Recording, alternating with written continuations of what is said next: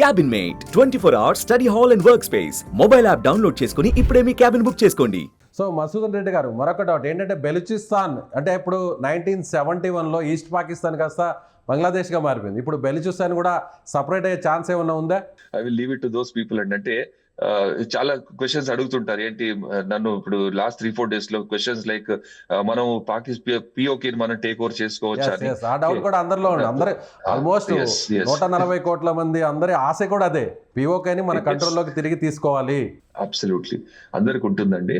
The point is we have to wait for the political decision. Okay, arm forces అక్కడ మీరు arm forces అడిగారు అనుకోండి, army, navy, air force, are we ready? Yes, we're ready. Okay, మనకి మన leaders ఏం చెప్తారు, ఏం చేయమని చెప్తారు, యాక్షన్ తీసుకోవడానికి మేము రెడీగా ఉన్నాం. నేను ఇదే చెప్తున్నాను ప్రతి ఛానల్లో. Arm forces know how to do, అంటే ఎలా చేయాలనేది మాకు తెలుసు, ఏం చేయాలనేది మీరు చెప్పండి. Okay, if you want us to take over POK tomorrow, okay, we will do operations to take over Pakistan occupied Kashmir. Okay, అంటే మీరు అన్నట్టు మసూదన్ రెడ్డి గారు పొలిటీషియన్ డెసిషన్స్ ని పక్కన పెడితే మిలిటరీ ఫోర్సెస్ కి ఇప్పుడు ఆ ఛాన్స్ వచ్చిందా? పిఓకేని మన కంట్రోల్లోకి తీసుకోవడం కావచ్చు, బెలూచిస్తాన్ సపరేట్ అవ్వడం కావచ్చు. ఆల్రెడీ బిఎల్ఏ అక్కడ పోరాడుతుంది, అటాక్ కూడా జరుగుతుంది, ఒక సిటీని కూడా తన కంట్రోల్లోకి తీసుకుందని చెప్తున్నారు, బెలూచిస్తాన్ లో ఉన్న మెయిన్ సిటీని. సో ఆర్మీ ఫోర్సెస్ గా ఇప్పుడు పూర్తి అవకాశం వచ్చిందంటారా? ఇప్పుడే కాదండి, ఎప్పుడో ఉంది అవకాశం. మనకి ఇంత ముందే వచ్చింది అవకాశం. అంటే ఇఫ్ యూ సీ మన ఉన్న ఆర్మ్ ఫోర్సెస్ వైస్ మనం చేయగలమా? ఎస్, చేయగలం. ఇప్పుడే కాదు, it was probably 10 years back we were ready to do it. Okay, but దానికి ఆ డెసిషన్ ఇచ్చేది, ఆ డెసిషన్ తీసుకునేది మన లీడర్స్ తీసుకొని, okay we will do this అంటే as a nation today we all decide yes we want to do this అంటే you just tell the armed forces ఇది మా ఎండ్ స్టేట్, ఇది tomorrow we want Pak occupied Kashmir as a part of India అంటే we will do it. Okay, arm forces తెలుసు ఎలా చేయాలని తెలుసు. అలాగే మీరు బలూచిస్తాన్ లిబరేషన్ అనేది మనము ఈ టాపిక్ లోకి మనం డెల్ చేయడం బెటర్, ఎందుకంటే as an army man I know మనం armed forces will do the task that is given to them. Okay, మనకి ఎండ్ స్టేట్ చెప్పి చేయండి అంటే చేయడానికి మేము రెడీగా ఉన్నాం. ఎలా చేయాలనేది మేము చేస్తాం. Okay, as arm forces we know how to do it. Okay, but ఏం చేయాలనేది that government has to decide అండి. యాజ్ ఏ మిలిటరీ పర్సన్ గా కామన్ మ్యాన్ కూడా అర్థమయ్యే విధంగా చెప్పాలంటే మన బలం ఎంత, పాకిస్తాన్కు ఉన్నటువంటి బలం ఎంత? 100% మనమైతే పాకిస్తాన్ ఎంత పర్సెంటేజ్ అనుకోవచ్చు? ఇప్పటివరకు జరిగినటువంటి వార్ కావచ్చు, అటాక్స్ కావచ్చు, చూస్తే ఎంత పర్సెంట్ అండి? ఒక 1 చూపించండి వాళ్ళు చేసింది మనకి. మనం చేసిన డ్యామేజ్ కి విజవి 1% డ్యామేజ్ చూపించండి. ఎంత పర్సెంట్ అనేది మనము ఫిగర్స్ లో చూపించలేమండి. Okay, but actually seeing there is no comparison. Pakistan కి, ఇండియాకి, మన ఫోర్సెస్ కి కంపారిజన్ లేదండి. మన స్ట్రెంత్ కి వాళ్ళ స్ట్రెంత్ కి there is no comparison. We're way ahead of them. Okay, అదే చూస్తున్నాం మనము. It is obvious. ఇప్పుడు 3-4 days లో నాట్ ఈవెన్ ఒక్క వెపన్ సిస్టమ్ కూడా మన దగ్గరకు వచ్చి డ్యామేజ్ చేయలేదు, except for shelling at the border. Which unfortunately shelling at the border is something, అది వాళ్ళు ఇన్నోసెంట్ సివిలియన్స్ మీద అటాక్ చేస్తున్నారు తప్పితే ఆ బార్డర్ ఏరియాస్ దాటి ఇంతవరకు ఒక అటాక్ జరగలేదండి. Nothing beyond border. Okay, Masoodan Reddy garu ఇప్పటి వరకు అంటే న్యూక్లియర్ వెపన్స్ ఉన్నటువంటి కంట్రీని ఇంత దారుణంగా చిత్తకొట్టడం అనేది బహుశా వరల్డ్ లోనే ఫస్ట్ టైం అనుకోవచ్చా? ఎస్, ఫస్ట్ టైం అని అనుకోవచ్చు. And that is what we're proving. అంటే ఇప్పుడు మనము ఎప్పుడు మాట్లాడినా కూడా వాళ్ళు ఏంటంటే మా దగ్గర న్యూక్లియర్ వెపన్స్ ఉన్నాయి, మేము మీ మీద న్యూక్లియర్ వెపన్స్ ప్రయోగిస్తామంటారు. కానీ this time we have decided enough is enough. It is not that మన దగ్గర ఉన్నాయండి nuclear weapons, are there with us also. Okay, కొందరు అంటారు, కొందరు విశ్లేషకులు ఏమంటారంటే నో వాళ్ళు న్యూక్లియర్ వెపన్స్ ఉన్నాయి, అటాక్ చేయొద్దంటే. వాళ్ళు మనము అటాక్ చేసేప్పుడు ఆలోచించారా మన దగ్గర న్యూక్లియర్ వెపన్స్ ఉన్నాయి లేవని? మన దగ్గర కూడా ఉన్నాయి, మనం కూడా చేస్తామండి attack. Okay, so we're at par as far as nuclear weapons are concern. But ఆ న్యూక్లియర్ వెపన్స్ యూజ్ చేస్తారా లేదంటే వాళ్ళు మతోన్మాదులు ఏమైనా చేయొచ్చు ఇలా భయపెడతారు. అలాంటి భయం అవసరం లేదండి. మన conventional systems are good enough to destroy Pakistan. మన న్యూక్లియర్ వార్ గురించి ఆలోచించే అవసరం కూడా లేదు in the current scenario. So అలాగే ఇంకొక ఇన్ఫర్మేషన్ కూడా వస్తుంది.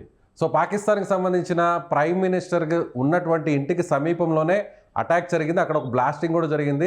సో అందుకని ఆయన్ని సేఫ్ ప్లేస్కి తీసుకువెళ్లారు అంటున్నారు. నిజమేనా? ఇస్లామాబాద్లో అటాక్ ఏమైనా జరిగిందా? ఎస్, ఇస్లామాబాద్ రావల్పిండి అటాక్ జరిగిందండి. Okay, our drones have attacked. Okay, our systems have attacked. Okay, but we have not targeted. మనం టార్గెట్ చేసింది ప్రైమ్ మినిస్టర్ ను, కామన్ మ్యాన్ కాదండి. ఇట్ ఈస్ మేము మీ ఇంటికి వచ్చి మీ పక్కనున్న ఆర్మీ హెడ్ క్వార్టర్స్ అటాక్ చేయగలమంటే మీ ఇంటిని కూడా అటాక్ చేయగలమండి. As simple as that. Okay, message has gone across. ఒక మాటలో చెప్పాలంటే మీ ఇంటికి వస్తా, మీ నట్టింటికి వస్తా, ఏదైనా చేస్తా అంటే ఇప్పుడు భారత్ చూపించిందా పాకిస్తాన్కి? ఎస్, 100% అండి, డౌటే ఉంది. చూడండి అక్కడ వాళ్ళ పాలిటిషియన్స్ ఎక్కడ ఉన్నారు, వాళ్ళ మిలిటరీ జనరల్స్ ఎక్కడ ఉన్నారు, వాళ్ళ army navy air force chiefs ఎక్కడ ఉన్నారు. Nobody is to be seen. మన దగ్గరే ఉందండి. Our routine is going on. ఇండియాలో nothing has changed except for కొన్ని ఎయిర్ ఫీల్డ్స్ లలో, మిలిటరీ ఎయిర్ ఫీల్డ్స్ లలో మనం ఫ్లయింగ్ ఆపేసాం. అది కూడా ఎందుకు ఆపామంటే దాని వల్ల మన ప్రజలకు నష్టం కాకూడదు అని చెప్పేసి. Okay, tomorrow suppose military air field, joint user air fields అండి మన దగ్గర ఆపినాయని. అక్కడ సపోజ్ మనం ఫ్లైట్స్ పర్మిట్ చేస్తే ఆ ఫ్లైట్ ల్యాండ్ అయిన టైంలో టార్మాక్ లో వీళ్ళు ప్యాసింజర్స్ దిగి వెళ్లే టైంలో ఆర్ ఎక్కే టైంలో అన్ఫోర్సిన్ అటాక్ జరిగింది అనుకోండి, నష్టం జరగకూడదు, మనకి సివిల్ ఎయిర్ క్రాఫ్ట్ నష్టం జరగకూడదు, మన సివిలియన్స్ నష్టం జరగకూడదు.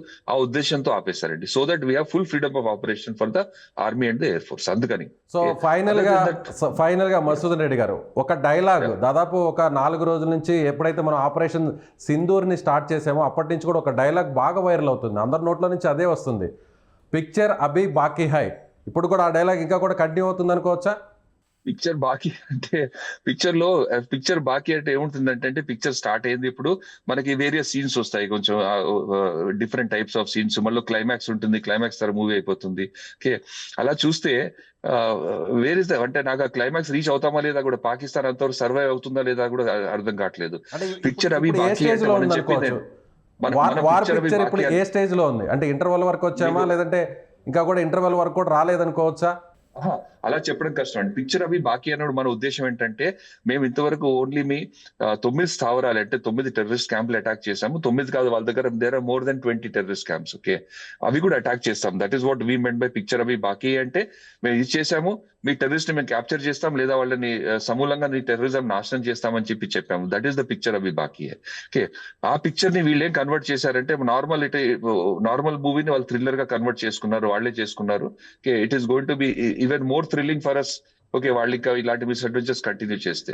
పిక్చర్ అవి బాకీ అంటే మనం ఇంకా ఇంటర్వెల్ కూడా ఎక్కడ, ఐ డోంట్ నో, అలా కంపేర్ చేయడం కూడా కరెక్ట్ కాదని నాకు అనిపిస్తుంది అండి. సో ఇంకా అసలైనటువంటి పండుగ ముందుందంటారు, మనకున్నటువంటి స్ట్రెంత్ ని బట్టి చూస్తే, మనకున్నటువంటి పవర్ఫుల్ వెపన్స్ కావచ్చు, ఇంటెలిజెన్స్ సిస్టమ్ కావచ్చు. మనం చేసింది ఎంత అండి, tip of the iceberg. Actually మనం చేసిన యాక్షన్స్ అన్ని కూడా ఇంతవరకు బార్డర్ క్రాస్ అవ్వలేదు. మీరు ఊహించండి, మన we're not used even 10% of our force. Okay, ఇంత విధ్వంసం కలిగించాము. ఓకే, జస్ట్ ఇమాజిన్ మనం ఇంకో 10% యాడ్ చేస్తే ఏమవుతుందో ఊహించండి. అంటే ఒక మాటలో చెప్పాలంటే కూర్చున్న చోటే పాకిస్తాన్ నడ్డి విరిచామనొచ్చు, అంతేనా? కదలకుండానే, మన forces కదలకుండానే. Absolutely, that is what has happened. Exactly right. Right, sir. Thank you so much. Thank you. Yes, ఇది రిటైర్డ్ ఎయిర్ ఫోర్స్ ఆఫీసర్ అలాగే వింగ్ కమాండర్గా ఉన్నటువంటి మధుసూదన్ రెడ్డి గారు చెప్తుండగా, పాకిస్తాన్ నడ్డి విరిచాము, పాకిస్తాన్కి జస్ట్ ఇప్పటి వరకు మనం చూపించింది 10% మాత్రమే. పాకిస్తాన్ ఇప్పుడు పరిస్థితి ఎలా తయారైందంటే, పడుకున్నటువంటి సింహాన్ని, పడుకున్నటువంటి భారత్ని లేపి తన్నించుకునేటువంటి సిచ్యువేషన్లోకి ఇప్పుడు పాకిస్తాన్ వెళ్ళిపోయింది. ఇంకా కూడా ముందు చూడాల్సింది ఇంకా చాలా ఉందని అంటున్నారు. సో ఇప్పుడు పాకిస్తాన్కి మనమేంటో చూపించాం, అదేవిధంగా ప్రపంచ దేశాలకు కూడా, అగ్ర దేశాలకు కూడా భారత్కు ఉన్నటువంటి సూపర్ పవర్ ఏంటో కూడా మనం చూపించామంటారు. సో ఇప్పుడు పాకిస్తాన్కు ఏ దేశం కూడా డైరెక్ట్గా సపోర్ట్ చేసే పరిస్థితి లేదు. కాకపోతే కొన్ని దేశాలు వెపన్స్ లాంటివి ఇచ్చినా కూడా వాటి ద్వారా మనల్ని ఎదుర్కొనేటువంటి శక్తి సామర్థ్యాలు పాకిస్తాన్ దగ్గర లేవని ఆయన చెప్తున్నారు. Thank you so much.